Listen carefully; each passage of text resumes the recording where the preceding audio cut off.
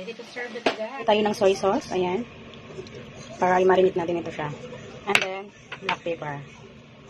Ayan.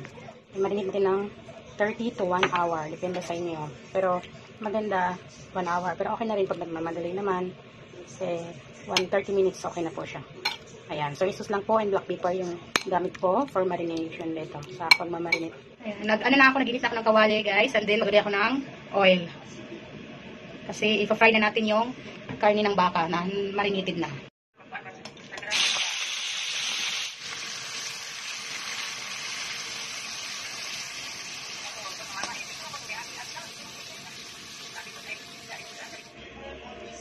Guys, bubuksan natin. Ayan.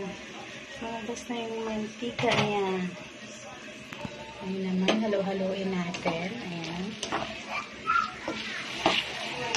Lagay natin sa side. Then, nag-add tayo ng counting oil para i-fry natin yung onion. Ayan. Ayan. Onion. Ayan. Dito lagyan natin yung bawang saka ginger counting. Ano lang ito mag-brown. Ayan, nag-brown na yung ating onion, garlic, and counting ginger. So, ngayon, i-mix na natin yung paste. Mix na natin. Ngayon, mag-atay ng 1 glass of water. Ayan. Tapos, takpan natin. Ayan. Tapos, slow cook to guys. Mahinang apoy. Ayan. Ayan, kumulo na nga. Lagyan natin ng pangpalasang itong color dilaw. Ayan, alam niyo na guys, ano yung dilaw. Magic na magic yan. At kaunting black pepper ulit lagay tayo kaunti.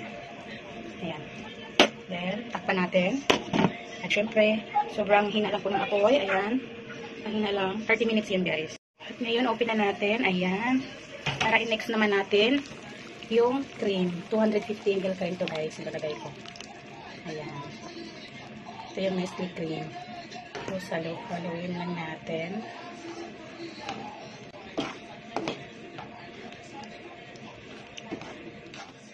Tapos, tikman nyo na rin guys kung sakto lang sa panglasa nyo. Maalat ba? Or magdagdag pa kayo ng salt to taste. Para sa akin, sakto lang. At ngayon naman, is takpan natin. 5 minutes lang. Ayan, pumulog na. Pinilagay natin yung Nestle cream kanina. Ayan, halo-haloin lang natin. Ayan. Na rin tayo guys ng counting onion sa taas. Ayan. And then, 2 red chili kasi mahilig kami sa maanghang. Takpan natin ulit at antayin natin medyo mag-dry.